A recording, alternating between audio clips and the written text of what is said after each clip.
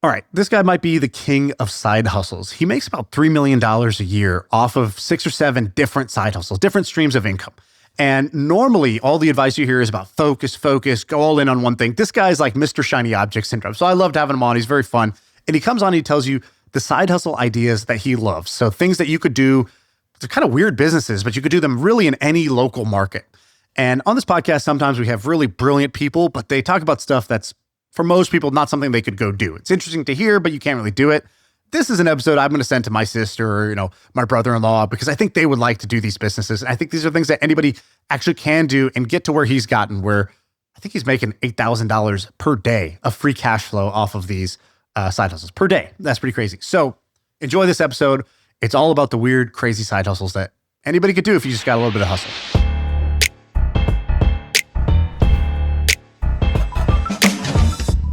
All right, what's up? We got Chris here. Chris, you are a crazy guy. You're a madman. And one of the reasons I wanted you on here is because most business advice on the internet sounds like this.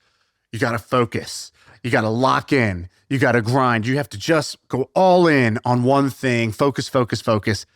And you're like the exact opposite. You're a dude who you see a shiny object, you chase it, and you're not ashamed to say it. That's actually your strategy. We were talking before this, and you were telling me that you have, I think, started 30 different businesses that crossed over 50,000 in revenue, maybe 35. You said you have 6 different revenue streams right now that each produce over $100,000 of cash flow for you. And I was doing the math on some of your numbers, and I think basically just on your side hustles, you're making like $8,000 a day of cash flow. And I think that is amazing. I want to hear what your side hustles are. I want to hear what other side hustles you found, because you find these like random, simple businesses that are cool. I want to hear which ones you think are cool that other people can go do for their own side hustles. And I want to hear your philosophy as you go, because again, I think you defy some of the odds. That sounds perfect. Absolutely. Let's do it. So tell me about some of the ideas you have that other people could do. Dude, I think you should pull up that video of the hole-in-one golf challenge. This is one that I can't get out of my head. All right, so here we go. Look at this freaking thing right here. And I see basically a golf putting green. So like with just the part where the hole is, and it's just floating out in the ocean. And you said that this driving range in New Zealand pays out $10,000 if you hit a hole in one. It's 111 yards away. You get this like plaque if you hit the hole in one.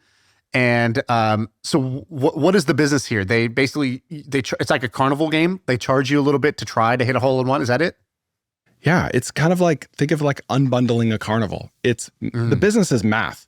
They're just using math, right? And here's the math. The average amateur golfer, and I don't golf, I hate golf, has a 1 in 25,000 chance of getting a hole in one on a par 3, which this is, okay? And so this company in New Zealand, it's right off the road on this lake. They have announced multiple times that they pay out on average once every 2 weeks. So if I can use math to say, all right, these guys, and I know how much they sell balls for. It's like $40 for 25 balls or something. And they have a sensor in the hole, and they have divers go get the balls every couple weeks. Yeah, there's like a scuba diver swimming around the thing. Is he there all the time, or he just does that once a week, goes and gets all the balls? Just once a week.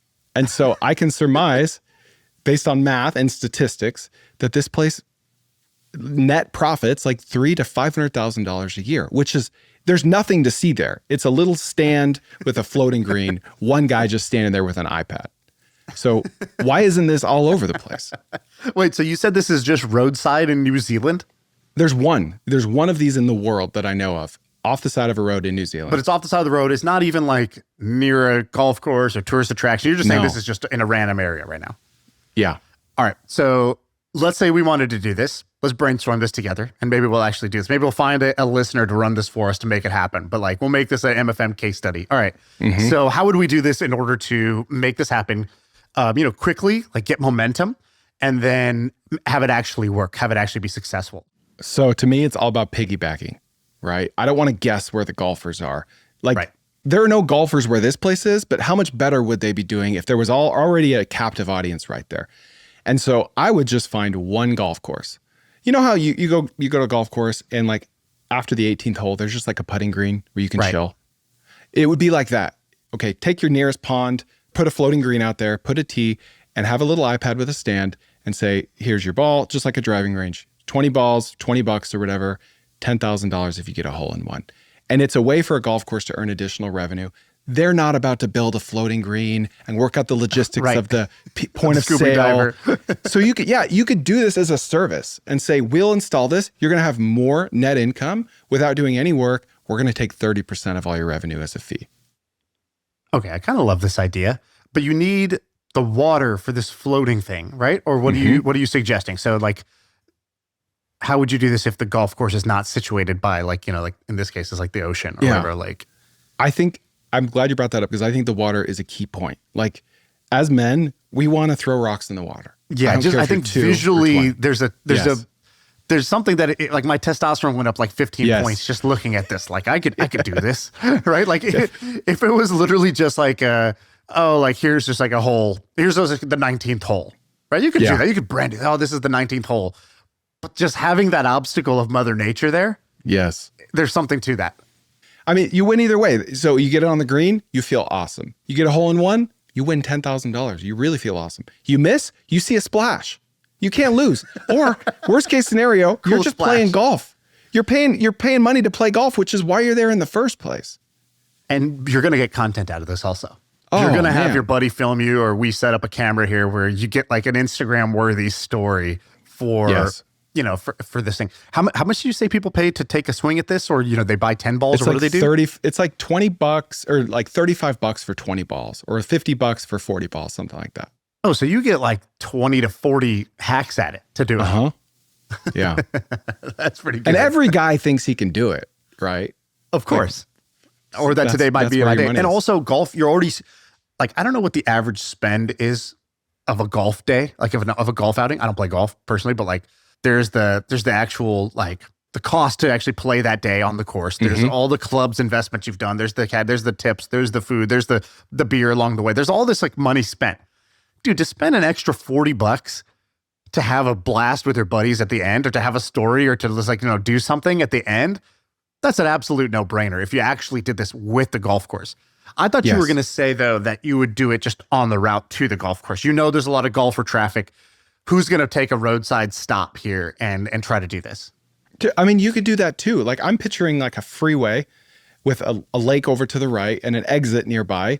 You rent the billboard right above it, arrow pointing down, $10,000 for a floating hole in one, and people can just pull off and do it. Like It doesn't have to be a golf course.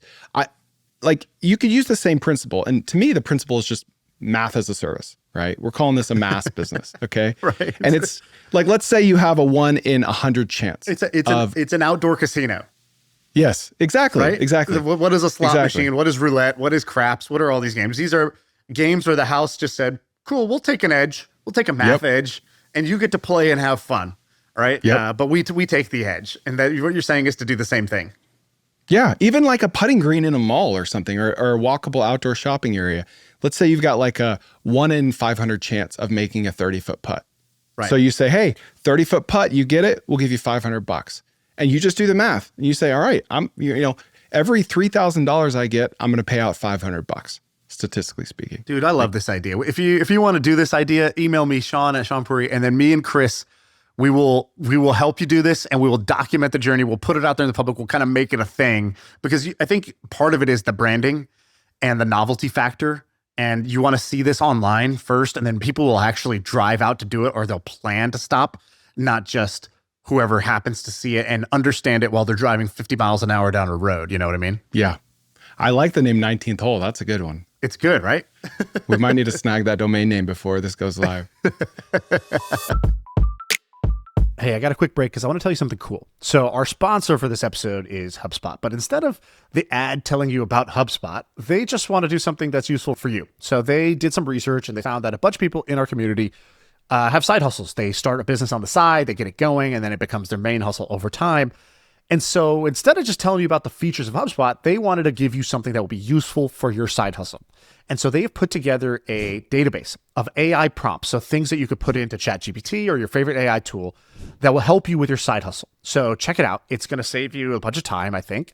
It's a prompt database that you should be using to make your side hustle more successful. And you could use this as your little personal little cheat sheet, your tool set to be a better operator with your side hustle. So you could either scan this QR code that's on the screen or get the link in the description to get the AI prompt database. All right, back to the show. Thanks, HubSpot. All right, so I love the hole-in-one golf course. All right, give me the next side hustle idea. Okay, well, I want to talk about Facebook Marketplace. I feel like there's an entire economy in Facebook Marketplace. There are 7-figure business owners, let's say fencing business. All they do is post to Facebook Marketplace organically once a week to get all their leads. By the way, Facebook Marketplace has 1 billion monthly active users. Just that tab. Crazy. And no one's talking about it. What are we doing? So I've got a story for you. I've got a story. And by the way, just explain the thing you just said real quick before you go to your story. So you said there's people who own like local fencing companies. Their entire sales machine is posting on Facebook Marketplace fencing services. Is that what you're saying? Or answering the request for fencing service? What are they actually doing? Yeah, like they're just posting, hey, I put up fences, cedar, 6 foot, $8 per linear foot. And then people message him and he goes out and gives a quote and he has a $7,000 job. Like there's nothing paid. There's no paid ads. This is just one organic post that takes him 5 minutes and he'll refresh it every couple days. Dude, I don't know if you saw this. We did this episode with high schoolers. I think it was like a high school version of Shark Tank. I saw that, yeah. And there was a kid who was, I think, 17, 18 years old. And his entire business, I forget even what the service was. It was home services of some kind. I don't remember. It was like window washing or something. Yeah, it was like window washing or like, it was gutter cleaning. Gutter cleaning. Actually, was their highlight thing. It was like gutter cleaning. And his entire business model was off of Nextdoor.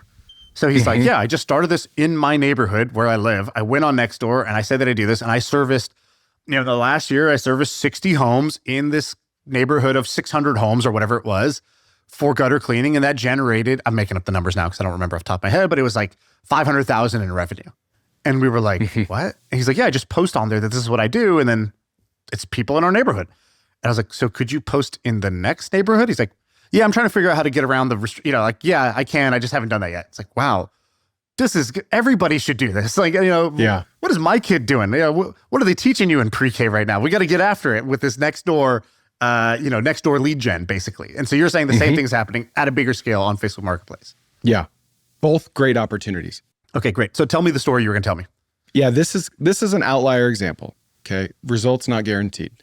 But 2021, China had canceled Bitcoin mining, right?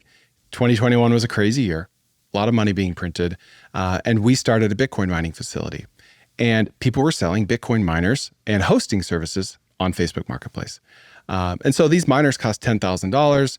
So you go type in the name of the model and you see them listed, cool. But I thought, the hosting price, because if you buy a Bitcoin miner, you have to host it at like a data center. And it's usually like $200 a month for the hosting fee. So I just posted organically to Facebook Marketplace, Bitcoin mining, hosting service. But instead of putting in the price of the miner, which turns people off, $10,000. $10,000, right. Yeah, I put in the price of the hosting, $200. And then when you click into it in the description, it's like, it's actually $200 for hosting. Here's the cost of the miners. I'm not exaggerating. That one ad, and I had it going on multiple accounts. We would refresh it, but no paid, did $9.8 million all on Facebook Marketplace in 3 months. Profitably. Like this isn't like and we spent 9.8 million in ads, like right. Profitably. That's like the potential, and kind of an extreme outlier, but I have other more normal so just to be clear, you were selling miners that you already owned, or what were you doing? We were pre-selling them and then ordering them from China. So we had a positive cash flow conversion cycle in addition to all that. All right. So you went on Facebook ads. You specifically did the marketplace ads. Is that right? Not even ads. We were just posting. Just posting. All right. Just organic posting. And you're posting every day. You're posting it. And you're posting it in every city. Did you set up like a farm to post these? How'd you do that? Yeah. We used VAs and multiple Facebook accounts. And we posted in multiple cities because most people want to buy from someone local. And the funnel was, VA answers response. Then they push them to a sales call because it's hard to sell something so expensive over the internet. Once they got on the sales call, we would close like half of them. Right. And then you would close them and then you'd go order that same thing from China because there's like a knowledge arbitrage here of like, I don't know how to go, or I don't trust spending $10,000 on Alibaba or AliExpress. And so you would then do that and you'd have a margin. What was the rough margin on something like that? Call it 30%. 30%. But high ticket. So And this one, I'm guessing, didn't last in the sense that, like, in 2025, maybe the same market dynamics, the demand, the supply are not the same. Is that true? Yep.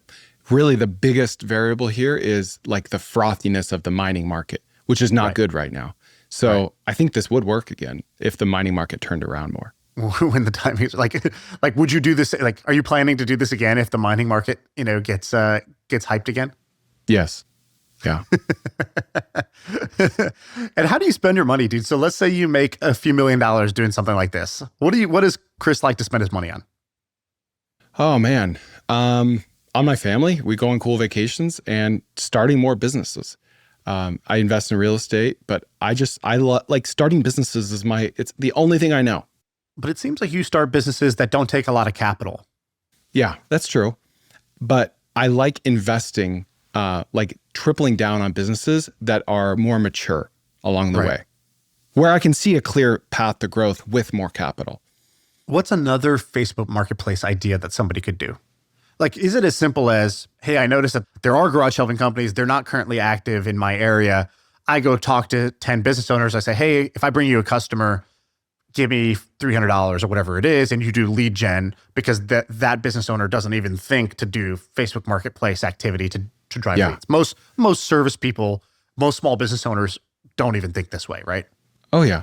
Yeah, I mean, you could literally build an agency that just posts to Facebook marketplace for business owners, sells them the leads, right? Right. But you mentioned shelving.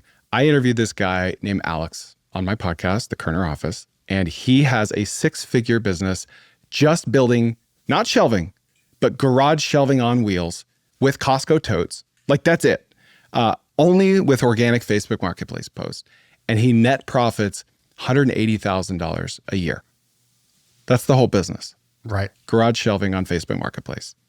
Right. He has a $300 saw and he goes and buys 2x4s. And he didn't even have a truck for like the first year and a half. Right. Okay, what are your other ideas? I see a list of 10 here, and we've probably done 2 or 3. So give me more. All right. Any idea or Facebook marketplace? No, any idea. You want me to just call out one of these? Just tee me up. Yeah. Take local tourist traps and put them in your home market. Is this like the hole-in-one challenge, or are you talking about something else? Different. Yeah, this is a good one. So you've seen Arrested Development, I assume? Of course. Okay. So there's money in the banana stand. We all know that. We all know that. First day of business school in Harvard, that's what they teach you. Yes.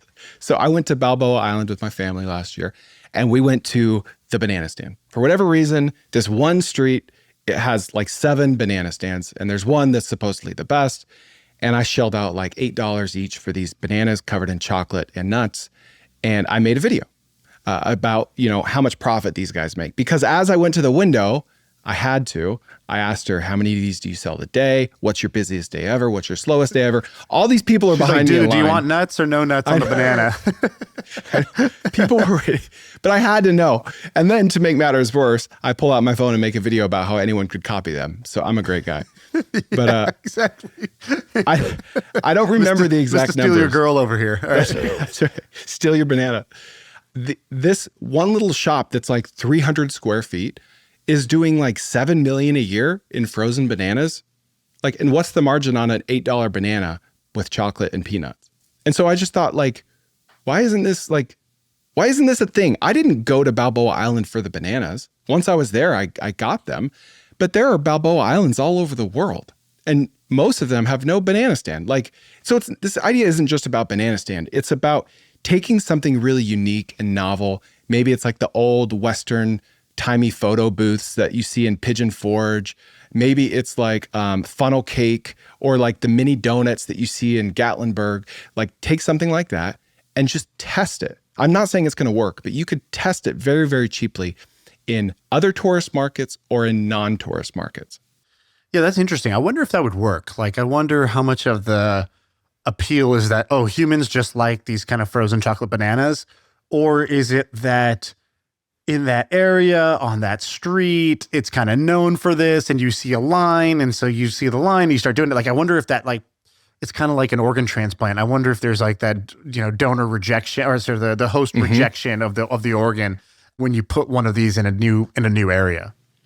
It could be, but I think that the greatest chance you would have for success is taking specifically a tourist trap and putting it in a different tourist trap where it's like, Right. this is a unique novel thing that people don't buy when they're home.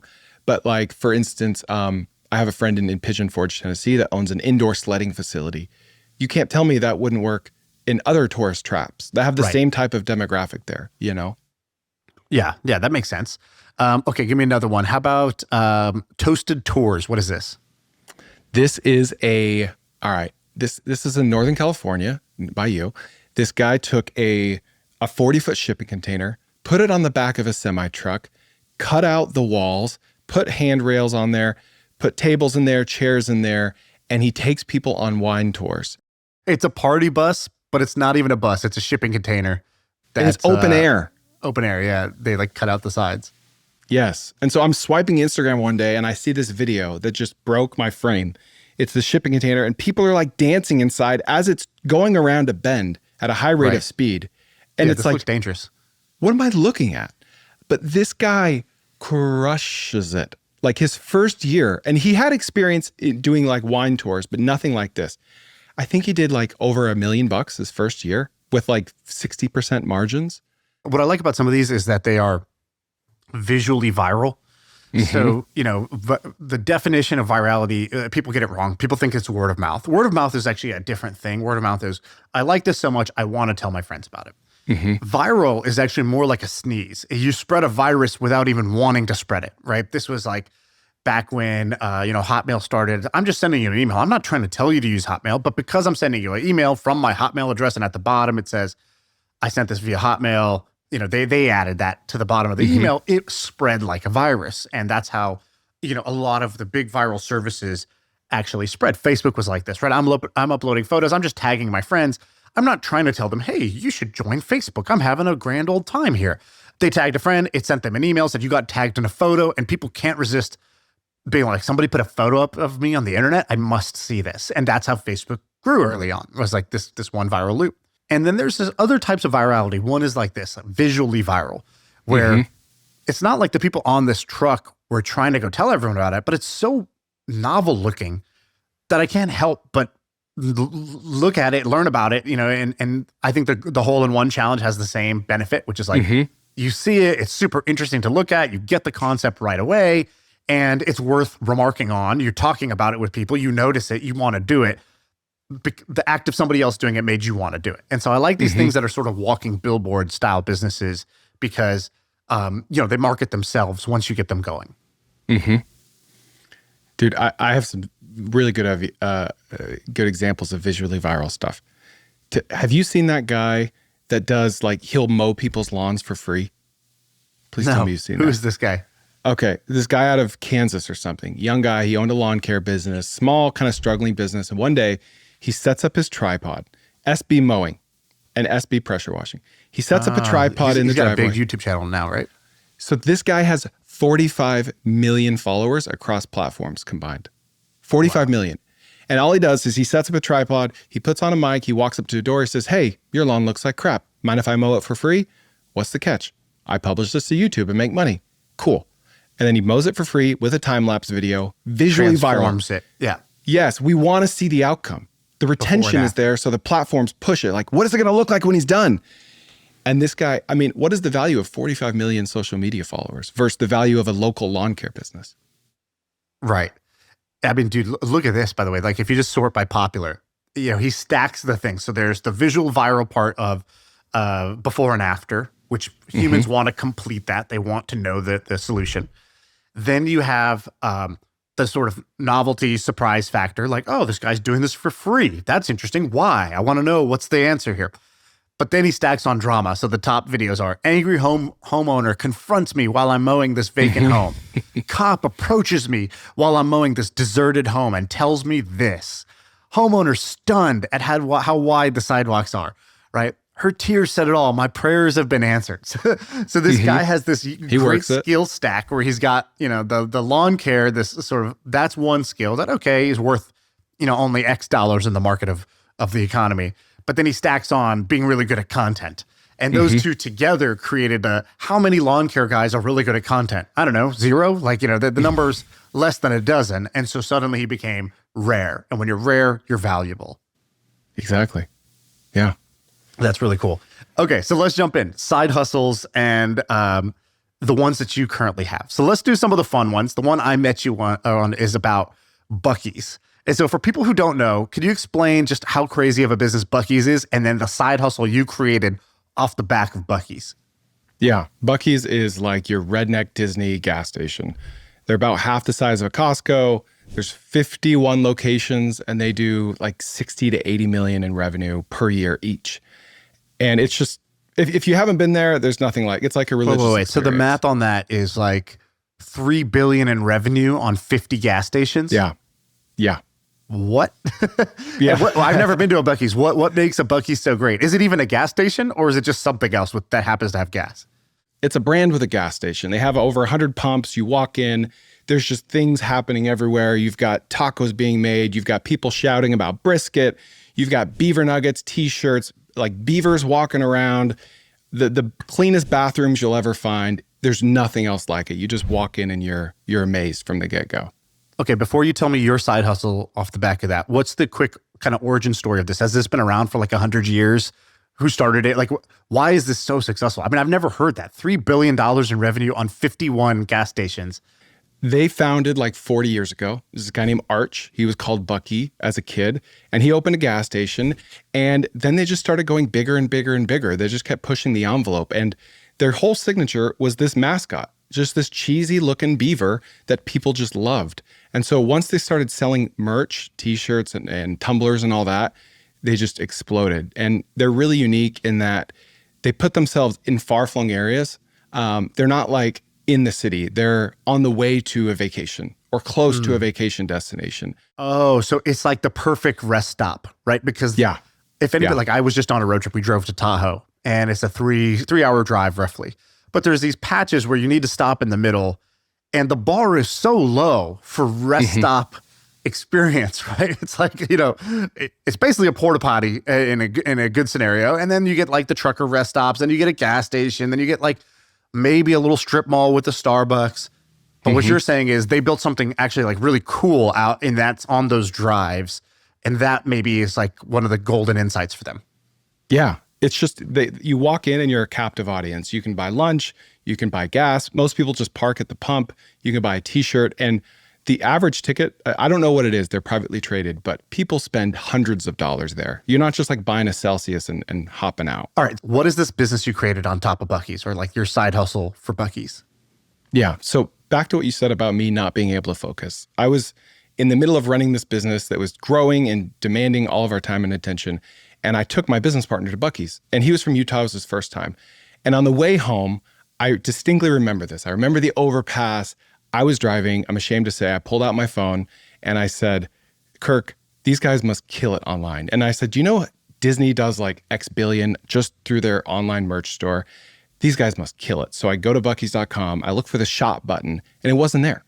They didn't sell online, anything, not food, snacks, shirts, anything. And I just sat there in silence. I felt like capitalism was being murdered. Like, why? What good reason is there for this? And this was like 6 years ago.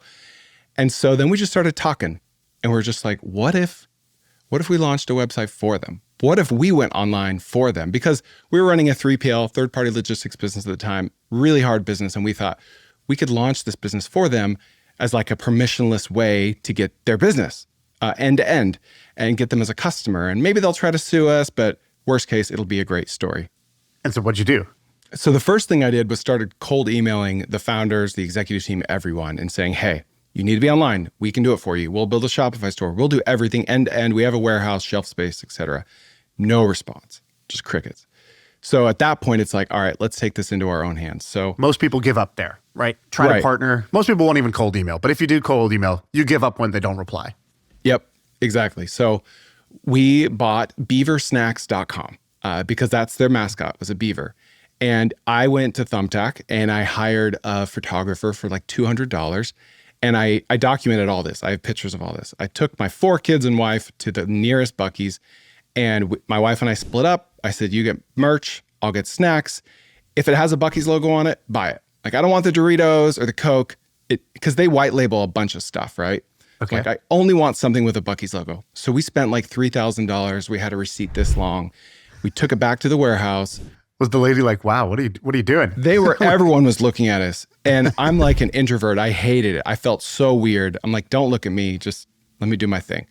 So we bring it all back to the warehouse. We put it in this office, hire this photographer, and she takes pictures of everything. We upload it in a CSV to Shopify. We launch a website, beaversnacks.com. And I say launch, like nobody knew it existed. So the first thing I did was start scraping and cold emailing every Texas reporter I could find.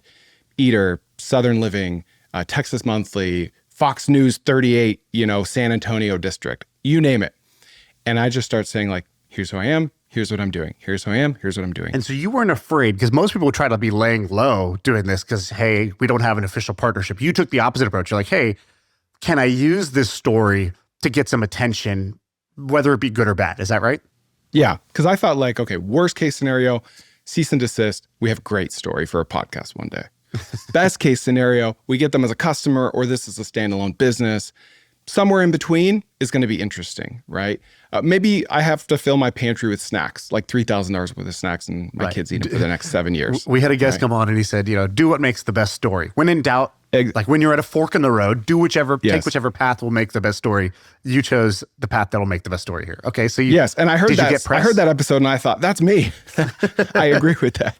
So I also did my research, and it's called first sale doctrine, which means anyone can resell whatever they want. They just can't pretend or imitate that brand, right? Like there's a guy that imitated Trader Joe's to do what I did, but he called himself Pirate Joe's.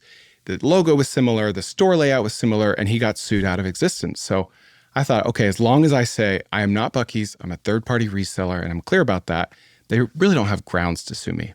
So I started cold emailing people. They loved the story, and I started getting on the phone with reporters.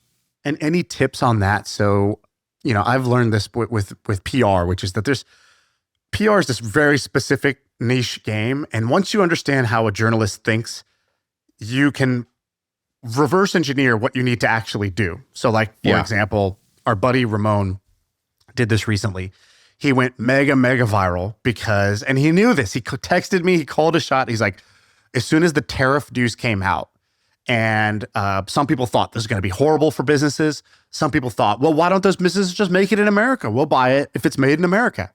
And so he launches an A/B test on his website. So Afina.com, it's like a clean shower head. So he runs an A/B test, and he says you can either buy the one that's sourced out of China, or you could buy the one that's sourced out of America. And the American one costs a little bit more because it costs more to make it in America. But here you go. You have a choice. And the results were something crazy, 25,000 visits or something like that. And there were literally 0 checkouts on the American product. There was a few hundred on the Asian made product. And he goes to the journalist. He ran the test because he knew, look, either the results are going to show people will buy it made in America, or they won't. In either case, I have a very strong story. And he goes and he gets it written up. It's been written up in like 40 major publications now. And he got tons of traffic to the site, tons of backlinks. His SEO went way up.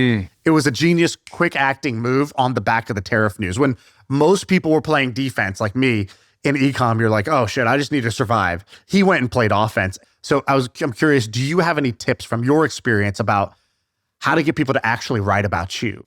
Yeah, I mean, you have to understand that reporters want something cool to write about. I get DMs all the time from people wanting something from me. And 98% of them, they have nothing interesting to talk about. But if someone DM me and said, hey, I did this cool thing, will you post about it? I would, because I want to post about cool things. Yeah, my job is to post interesting things. Yes, please send it to me. So once you realize that, like, do something interesting, something cool, and then go tell as many people as you can about it. And a small percentage of them will post about it, reporters included. How did you frame it at the time? I framed it as I am doing a viral marketing stunt and I want to get Buc-ee's attention. And if I don't, then I'm going to run this business as well as I can. Oh, so you told the reporters that up front? Yeah. Oh, okay. Yep. Gotcha. But by the way, give us the headline, because we're talking about this title, so we haven't mentioned how well it's done. Can you give us some numbers that give us an idea of like the success of this? I mean, I'll tell you what the headline literally was, and it was like, Texas man makes $200,000 in his first 30 days reselling Buc-ee's goods online. That was it. And so Texas Monthly reached out to me. They're the biggest Texas news publication. And they were like, we love this. We're going to make this a feature story. Give me everything you can. So we talked. And then later that afternoon, they're like, Chris, good news. Buc-ees in-house counsel would love to chat. And I'm like, what's good about that? Like, I'm dead. Yeah. I'm dead in the water. And so I was like, okay, you told Buc-ees. Great. I'm glad you were able to get a hold of them. So I get on the phone with him and he's like, listen, we actually don't mind what you're doing. I don't like the name Beaver Snacks. We're a beaver. It's kind of confusing. I don't like that your colors are yellow. We're kind of yellow. Change the name, put a disclaimer in your logo that persists throughout the whole website. Put a disclaimer on every product page and you have our blessing. Like, we're not going to sign anything, but we're not going to come after you. Like, we will support you. And so we did. We made those changes. And then they linked to us. What a cool ass general counsel. That's cool. Pretty rare. Yeah. Yeah. And then they linked to us in their FAQs, which is like the most amazing backlink ever. So on one hand, going viral meant we got 1 million competitors and like all these copycats. But on the other hand, we have like the biggest SEO moat that we could ever hope for. So wait, you skipped a step. You said their headline was $200,000 in 30 days, but you didn't say how you got the $200,000 in 30 days. How did you initially get that traction? It was all based on those viral articles. We didn't do any paid ads. We just went viral. We put everything as in stock. On Shopify, you can do that, whether it's in stock or not. And we just started selling out. So the articles initially must not have been 200,000. The articles initially were just like, Texas man starts shop to sell Buc-ee stuff online. Correct. Yeah. They've written about us since then. But in the beginning, it was Texas man. They called it Texpats instead of expats. They're like, Texas man launches online Buc-ee store for Texpats. That was like the big headline. And that's what helped us go viral. Like a person from Texas who's no longer in Texas, but misses their snacks, misses their Buc-ees. And that was the whole thesis, because these Buc-ees are in like Ennis, Texas, like these places that you've never heard of because they're on the way to the beach. And so if you fell in love with this random Bohemian garlic jerky, you could never buy it again. Right. And so that's where we came in, like, buy it from us. And so how's this business doing now? Was this a flash in the pan or is it still doing well? This business has grown 20 to 50% per year, every single year, steady Eddie. We are completely riding on the coattails of Buc-ees, and we are not ashamed to admit that. So can you say how much revenue you guys are doing on this thing? We're doing between $300,000 and $500,000 a month profitably, with very, very little paid ad spend. And the funny thing is here, you go buy it retail, right? You don't have like a wholesale discount. They're not giving it to you at a cut. So you buy it retail and then you just mark it up, what, 10, 20% or something? What do you do? We mark it up 100%. Oh, okay. Because you're like, if you want it that bad, here, this is this is your way to get it. Honestly, we mark it up as much as we have to. I mean, e-commerce, to make a 15, 20% net margin. And that happens to be about 100% markup. Right. That's amazing. Okay. So that's one of your side hustles. We said that there was, like 6 that were each, 6 figures. I don't know if we'll get to all 6, but give me another one. So what's another of your side hustles right now that are contributing to your cash flow? So we started a pet cremation business.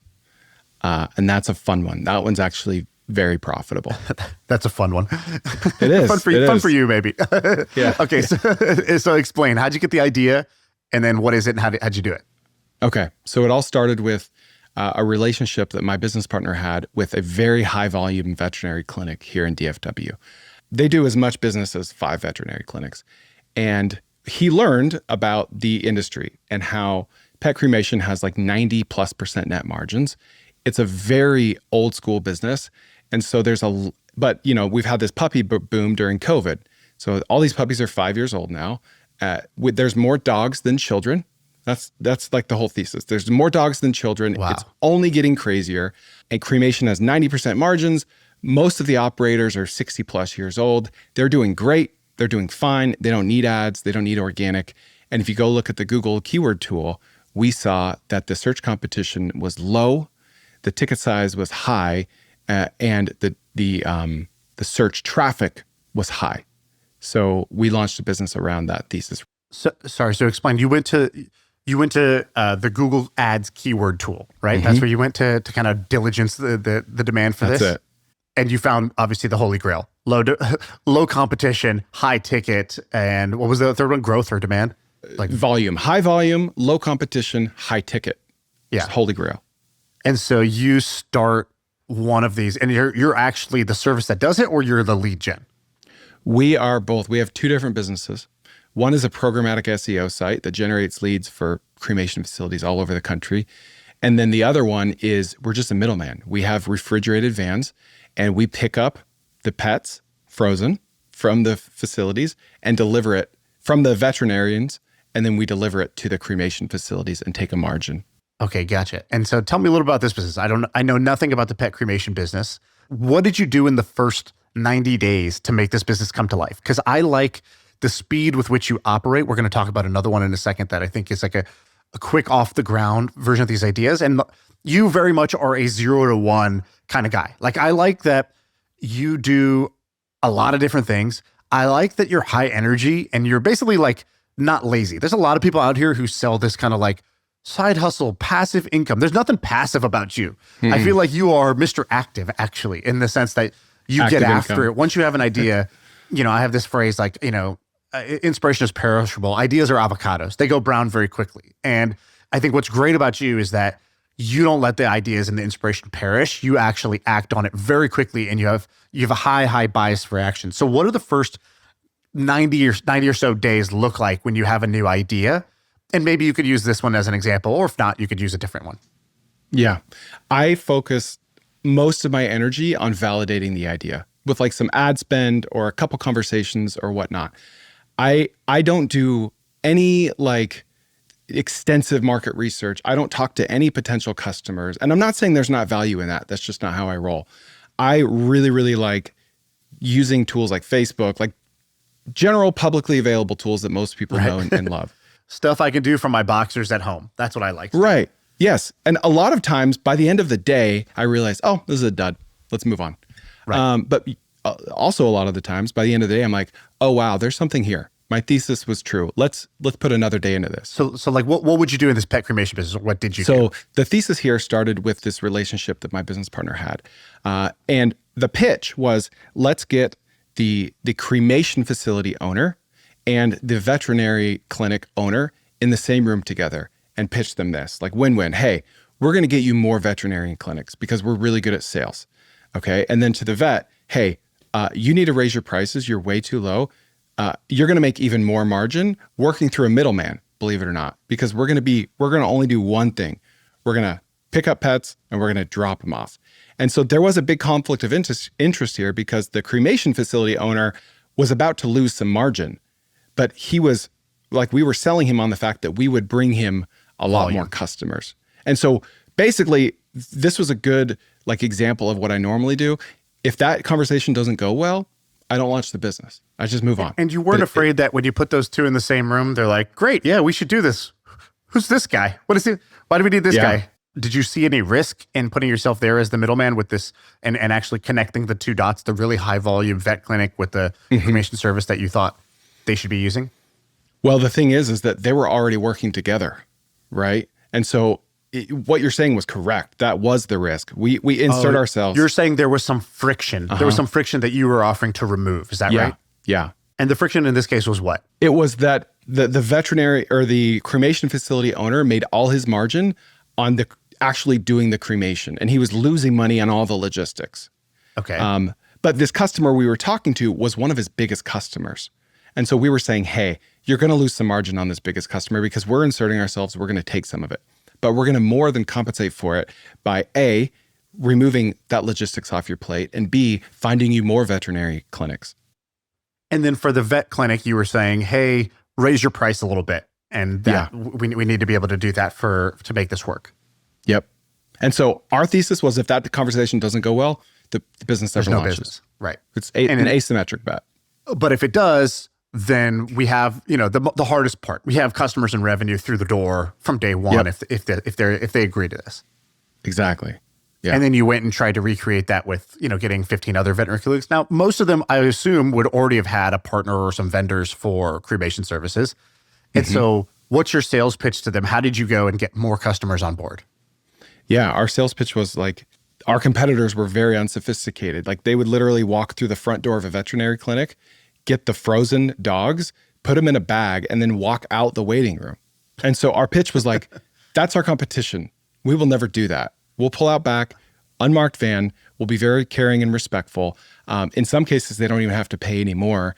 And we'll just pick up the phone and be reliable. That was the pitch.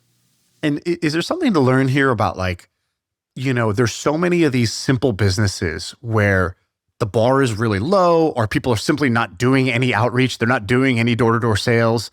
Like, have you made a killing in just, Warren Buffett has said this before. He goes, the secret to winning is is weak competition, right? Like he's not looking to prove that he's a genius at the hardest games. He's looking for very weak competition where he can simply be competent and he can just do best practices. Oh, dude. Like, it is so true. We see it on Twitter all the time. Like, just go find a business with a fax machine to compete against him. Like, yes, that actually works.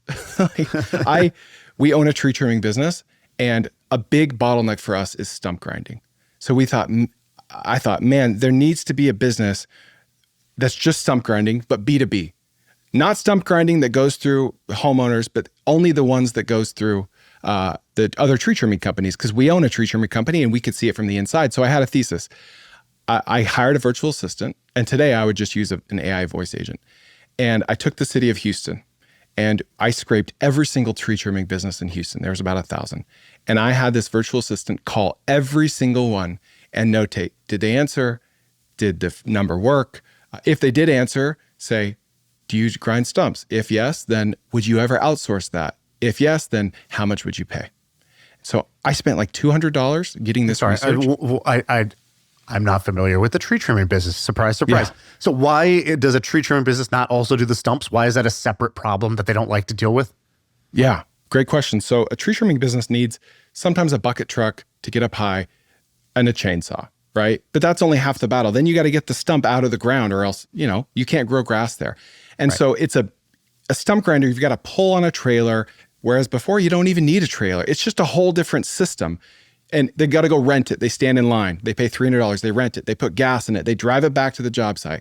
They grind it. Then they got to bring it back. And it's like, it eats into their profit. And so I thought, okay, if a tree trimming company could just outsource all of their stump grinding, B2B only, is there an opportunity there? So the assistant goes, she calls everybody. She asked them, would they be willing to outsource that? And are people just saying, yeah, we'd be willing to outsource that? Is that like can you get that clear of a signal just off of a VA's phone call? So only 22% of people answered the phone. That's okay. It. And of the ones that did, almost half of them said, if I could outsource this, I would gladly. And then we even got further down the script and said, would you pay $7 per inch or whatever of diameter? Yes. And then I published all that info on my podcast, and people went out and started stump grinding businesses with the exact thesis. And we learned, pick an industry where people seem to be doing well and call all of them, see how many answer their phone. You can cross-reference that against like the Google keyword tool and, publicly available stuff, and see how much demand for supply is there in any given market. Okay, I like that. You did one recently. You had this Instagram video. I'm going to actually play it here, but I love this video for a couple of reasons. One, just the idea is fun, but two, like, your energy and what you're describing here is pretty great. So here, I'll load this. This is you talking about starting a pickleball facility. This freaking thing right here, I'm right here in my warehouse/shop. It is 2,100 square feet, and I'm putting a business here. It's called Secret Pickleball, and it's gonna be 99 bucks a month. I'm gonna cap it at 200 members, $20,000 a month. There are 7,700 people within 10 minutes of here that play pickleball every week, and I just need 200 of them to make this a six-figure business. No employees, 24/7 key card access right there. Cameras, bathroom, vending machines already in the next 60 days. We're adding drywall, we're painting lines, adding the bathroom back there. If you wanna watch me fail or you wanna watch me win, follow and I'll document the whole journey, or get the full business plan here. Basically, you're standing in this warehouse and and you're like, look at this freaking thing right here, which is how you start all of your videos, which I think is a hilarious little hook. So can you add some color to this? So what's the origin of this idea? How's this going? Tell me more about this idea. Yeah, so that shop that I'm in the video is in my backyard, basically. It's at the back of my property. Historically, I've rented it out to landscaping businesses for like $2,500. You live on like a ranch or something? What is this? It's 3 acres, and it's very it's at the back of my property. And so I was just thinking, like, what is the best and highest use of this property? And have you ever been to Secret Pizza I think it's the Cosmo in Vegas? Yeah, yeah, I love that place. Yeah, that place does like $9 million a year in pizza, and they don't have a Google profile. Does it They really? have no website. Yeah. If people haven't been there, it's like 5 feet wide. It's like a tiny hallway. Like in high school, if your locker was like on the side, it's basically that. And they just sell slices of pizza at the Cosmo Hotel in Vegas. Yes. So I was going for that. Like I call it Secret Pickleball. And I just thought, okay, I'm going to run some Facebook ads. I'm going to go to my shop. I'm going to take 3 videos. I'm going to ABC test them on Facebook ads, instant form, 6-mile radius. Oh, sorry, was your ad a video like this where you're saying, I'm going to build this here? Yes. Or was it like a mock-up? That was one of the 3. Yeah, the one you showed was one of my 3 ads. Yeah. And what were the other 2? Were they like finished product, like a rendering, or what did you do with the other 2? One of them had like an really bad AI image rendering, like overlay for a split second, but that's it. I'm just standing in this empty warehouse. And when you say I ran some Facebook ads, give people a sense of how you do that, right? Everyone again I know who does this, they have a certain budget. Like, hey, I'm going to spend $500, and I'm looking for maybe this cost per click, or I'm looking for this much net conversion of people signing up to my wait list, or they even have a fake checkout and then they refund people afterwards saying like, hey, sorry, this doesn't actually exist yet, or we got delayed, but it'll be out soon. I refunded you for now, but it's coming. And they're looking for that funnel, the metrics to sort of validate that, hey, cool, if this works at $500, I think I'd be able to spend maybe $1,000 or $5,000 in order to get my 200 members, or $50,000 to get my 200 members, whatever it is. Yeah. Can you explain your method for Facebook ad testing this? Yeah, for sure. So I used 1 campaign and then 3 ad sets and 3 ads, 1 video for each ad set. And I started it at $25 a day per video. So $75 a day total. My ad was a Facebook instant form asking for name, phone, email.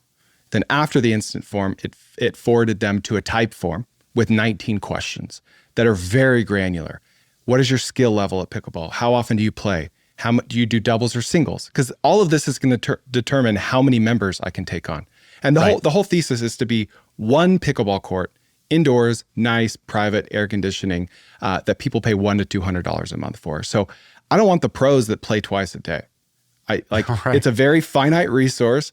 I want people that hardly ever play, like the Planet Fitness model, except expensive. So I just want to have my cake enthusiast. And eat it too. Yeah.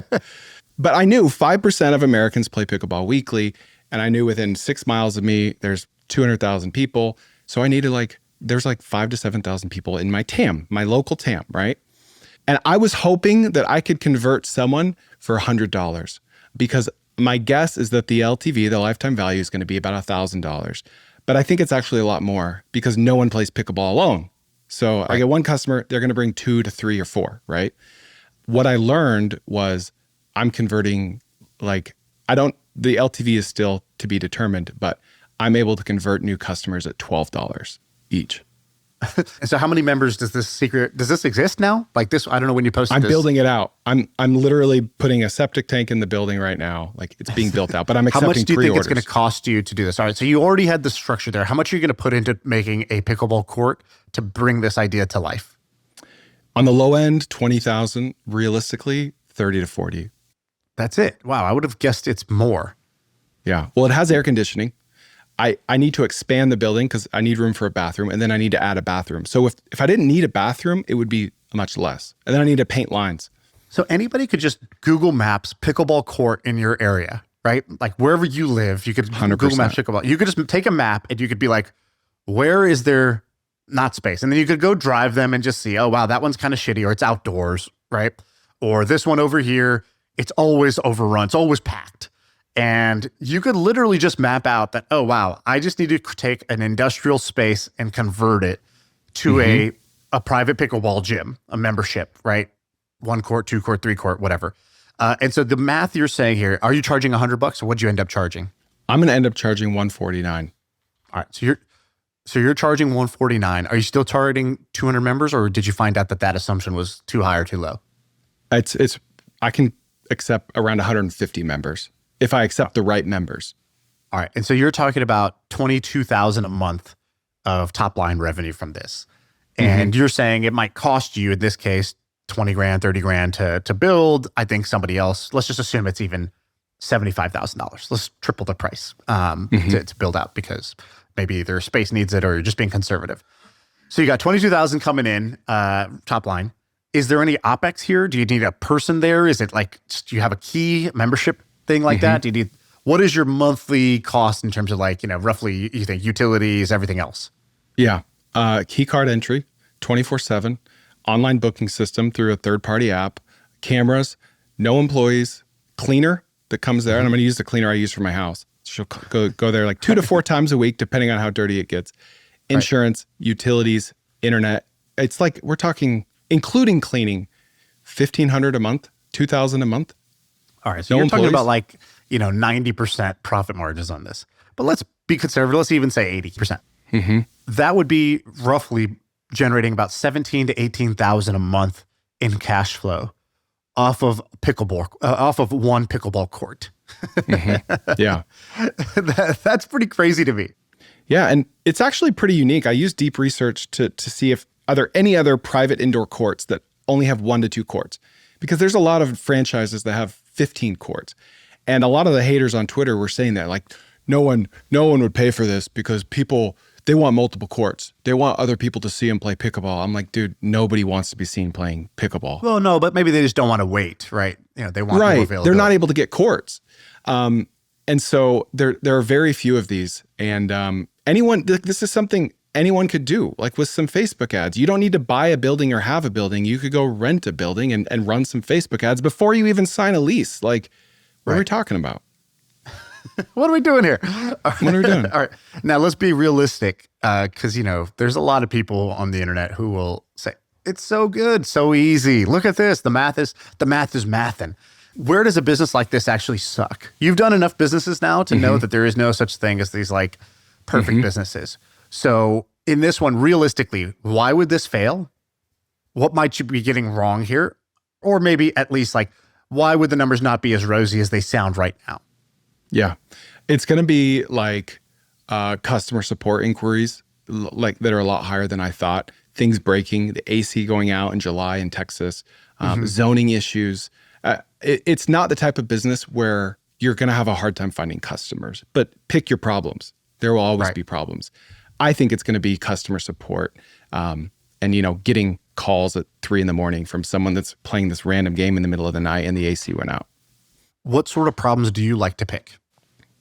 I would love to not have to worry about customer acquisition and operations. Like, I am terrible at operations. I would much rather try to sell or market something than operate it. So if it's marketing heavy and I don't have an issue finding customers, that's my business. And then the operations either being simple or you offloaded it to somebody else. Yeah, exactly. Give me some of your beliefs here. So what like you do all these random things, you have all these random ideas.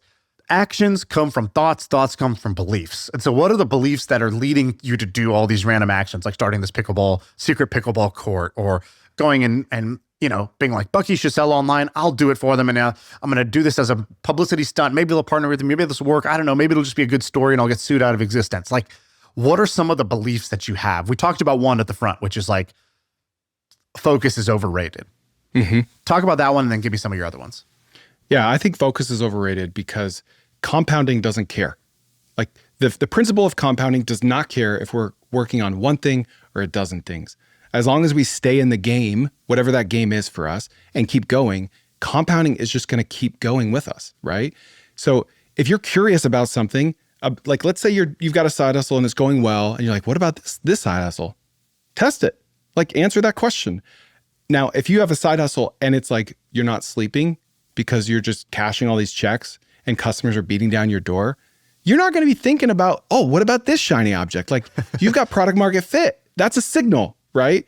So just chase the signals, chase the curiosities, because you're going to learn something over here that you're able to apply over here that no one else has ever thought of because they weren't doing these 7 other things like you were. So net of net, if I gun to my head, I think you will be more wealthy if you do one thing, but you're more likely to be miserable and not have an enjoyable life. Yes, focus actually does work, but it's not the only way. And it's a lot of fun to not focus, is actually what I'm hearing. You have a similar thing. I'm going to read you this. I want you to give a little take on it. You said, say yes to everything.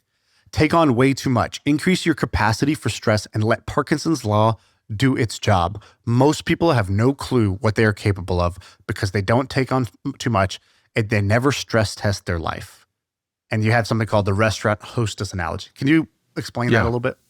Yeah, let's say you're a hostess at a Michelin star restaurant in New York, Manhattan. You're slammed 24/7. People coming in and out, people yelling, whatever. And then you got a hostess in Des Moines, Iowa, in a diner, and they're usually pretty slow. And then, a soccer team pulls up and like, oh, table for 15. And she's like, oh my gosh, table for 15. Oh, geez, what do I do? Like to the woman in New York, like that's nothing. That's nothing because that's her norm. That's her new baseline, right? So most people that I talk to are like, oh, I could never run a Facebook ad campaign because I have to clip my toenails that afternoon. Like, what? Like, they're not doing enough. They think that like the barometer is down here, and they think people like Elon Musk are just, he's an alien. That's not even realistic. And it's like, no, he just like took on way too much. And now he's able to do way more than ever before because the less important things just kind of fall off the plate. That's Parkinson's law. You bite off way more than you can chew. And if you forget about it, then that's a signal that it was worth forgetting about. Yeah, I think that if you ask people honestly, you said, what % of your potential are you tapping into? I think that's a pretty scary question for most people because the answer is not going to be what you would want it to be. Very few people I know, right? Like you almost have to be very low self-awareness to be like 100%, right? The answer is not 100%, right? I think David Goggins has said this about when he trains and he says like, the moment where your brain is ready to quit, when it's over, your body still has 30% left. Like the brain quits before the body and the brain will stop you as a safety mechanism when you still have 30% left to give. And I don't know if the number is right, but I think directionally he's correct when it comes to like what you're physically capable of. And then in terms of what you're, creatively or ambitiously capable of, I think it's kind of the same thing. I think it's probably even a worse ratio than that. I think most people are tapping into less than 30% of what they're capable of doing. And it doesn't mean you necessarily need to work 100 hours. I think it's just like your capacity to output and to be creative and to go for it and go for it with full force on the things that you're trying to go for.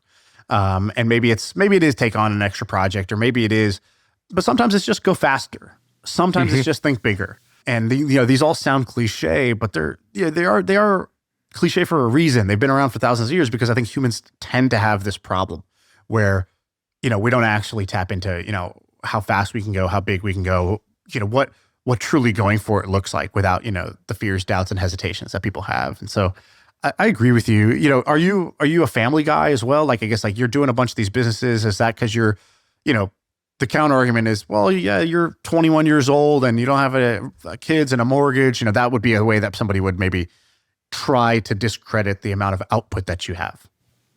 Yeah, I mean, I've got 4 kids. I had all 4 kids between the ages of 23 and 29, and I was building all these businesses throughout that time. I never missed dinner. I travel very rarely. I never missed a sporting event, and I'm in my office, from 7 to 4, give or take, working. Sometimes I pop out to hang out with the kids, but I think it's important that my kids see me work. But it's also obviously important that I spend time with them. So we go on a lot of vacations, 4 to 6 a year. We've seen all 50 states. We go all over the world. You can do both, period. Right. I think it's important for my kids to see me work. Unfortunately, my work just looks like me talking and laughing with friends. And so I don't think they get it. I don't think that's acting. What about, you said you're building your family and you work, let's say the 7 to 4. What are you doing during that 7 to 4 to make those hours count for more than maybe the average person is doing? So like, what do you do to have more productivity or more effect in those same number of hours? Like, how do you structure your day? What are some things that you've noticed you do maybe better or differently than the average entrepreneurial bear? Yeah.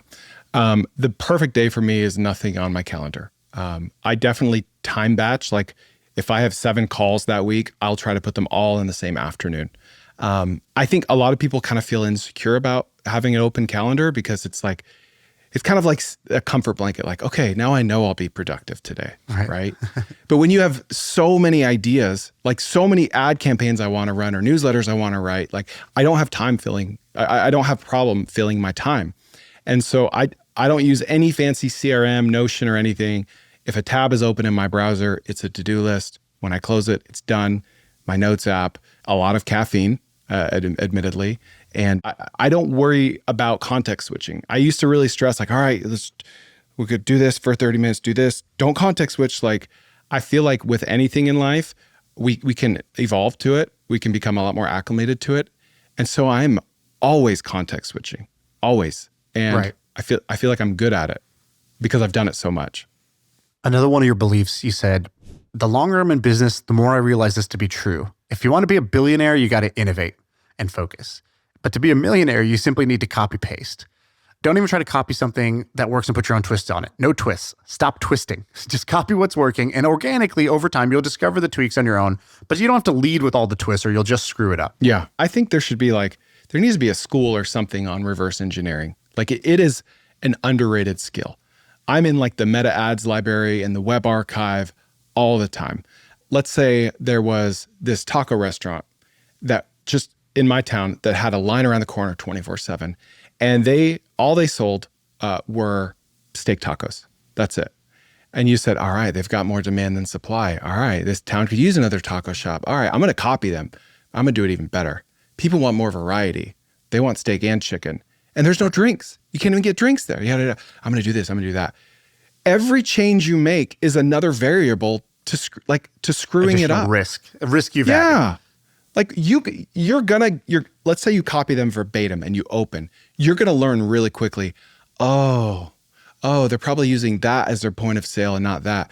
Oh, this is why, because the onions, they have to separate them from the meat. Oh, like you're going to learn all these things that are going to force you to have to change things. But if you do that before you know if that copying works or not, you're just going to increase the likelihood of screwing it up and thus not being successful. That's interesting. Monish Pabrai, who's come on this podcast a couple of times, has this phrase. He calls it being a shameless cloner. And so he says, I'm a shameless clone of the Buffett and Munger philosophy. I claim to have no good ideas except for one, which is, to copy the good ideas that already exist out there. If I hear a good idea, I take it on as my own, right? And he talks about, the dumbest person in the world is the gas station across the street from a more successful gas station. He's like, because, you see that guy, and that guy comes out when a customer's there and he washes their windows for them and he prices it a certain way and he uses certain bright lights so that he's more visible at night. You have to be a real idiot to be across the street, see that guy doing it, and then for your own stubbornness, not just do those things, implement those best practices. And so pride, yeah. Yeah, pride. And I think there's a version of that in business. And like you said, you will organically end up putting your own twists on the business.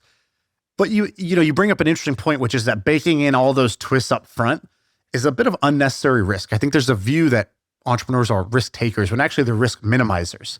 And they're trying to take as little risk as is necessary, but are willing to take the necessary risks in order to do something.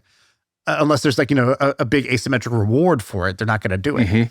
And so, I think that you're right. And I think that this is very true for, especially at the local level and service level. This is not true if you're trying to be a founder, go through YC, build the next big thing, the next breakout app, which is going to be, the next social network. You can't just copy Facebook. It's not going to work, right? The next ride-sharing service can't just be Uber, right? They do have to innovate. They do have to do self-driving cars like a Waymo or something like that.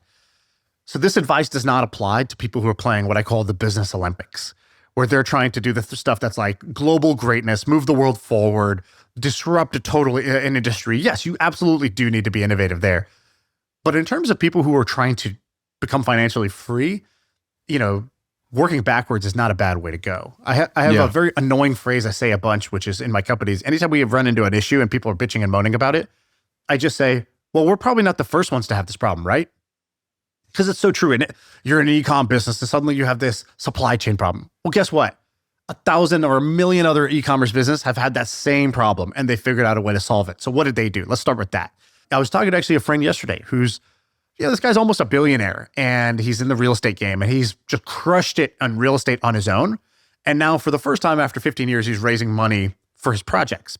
He never wanted to do it. He always wanted to use his own capital, but finally sort of relented and realized, okay, I could do bigger scale and do more projects if I raise capital from other people and not just use my own personal balance sheet.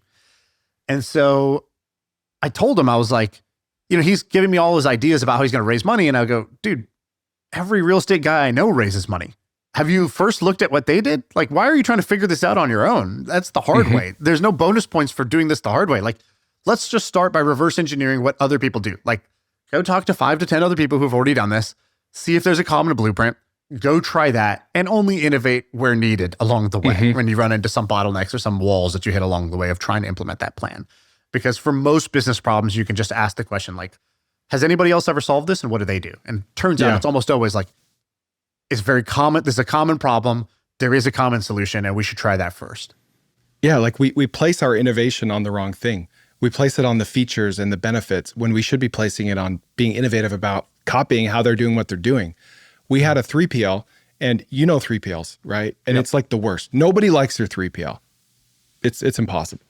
And so we saw all the other 3PLs out there when we launched and we're like, oh my gosh, they charge for storage and pick and pack and this and that, and they mark up shipping. These guys are idiots. It's so confusing. So we set out to like innovate the industry, simple, flat pricing. And like at the end of that 2-year experience, like we looked like all the other 3PLs because we're like, okay, oh, they charge for storage because some companies go out of business and then they're left with this big bill and they don't, that's why like, so that's another signal is if you see other competitors in your industry and your first thought is like, they're so stupid. Why are they doing it this way? Probably for a reason. Like you just haven't learned that reason yet. Especially if they're successful, right? Don't copy somebody who's failing. But if they're successful, you can start with that and say, all right, can I do that as well? And the reason I like this idea is because this is not the only way to win. I spent most of my life playing in the innovation space and I really love that. It's super fun to be creative and to come up with the idea. And it feels really satisfying when you're the first to do something. That's amazing. I'm very proud of that whenever I've tried to do that. But that gets talked about a lot because again, it sounds super noble. And I think that does work, but there are many ways to win. And what I like about what you're saying is that it is another way to win. You say, oh, wow, those guys did that gutter cleaning service using Nextdoor and their neighborhood in Massachusetts. I should do that in my neighborhood in California. Let me start with that. And and I think that more people should do that if they want to actually like be successful, and because that is another way to win. It's not the only way, but it's another way. Yeah, it's the midwit meme all over again, right? Right. Like my first business was, I read about this iPhone repair shop making $30,000 a month, and I thought I can make $30,000 a month fixing iPhones in my city. Like it's kind of an ignorant thought, but it worked, and I did. So you gotta be dumb like I am. Chris, this was fun, man. We still have like half of the doc of other ideas and small business and random businesses that you've come across that we could go for. I think maybe we do a part 2 if people like this one to have Chris back. If you like Chris, either tweet at me or put it in the YouTube comments would be best. That bring him back because I think this is a lot of fun. I really love the little nooks and crannies of the economy that you go looking in to find these stump grinding or the hole-in-one business or the shipping container for wine tours. Like, this is fun stuff that I think, sometimes on this podcast, to be honest, we have brilliant people talking about what you can do with AI and what you can do with XYZ. And that's great. I love that stuff. But those aren't episodes I can send to my sister or my mom because those businesses are kind of out of reach for what they want to do. But I think what's cool about, the businesses you talk about, your pickleball court, this is stuff that anybody could do. Chris, thanks for coming on. Maybe give people a shout out your Twitter, your podcast, whatever you want people to go check out. Yeah. The Kerner Office podcast is where I publish 3 times a week, spelled like my last name. And it's on your hat. So that's right. Never miss an opportunity. PKOpod.com. Yes. I have to. Always be promoting. That's right. All right, man. Thanks for coming on. Thanks, Shaan.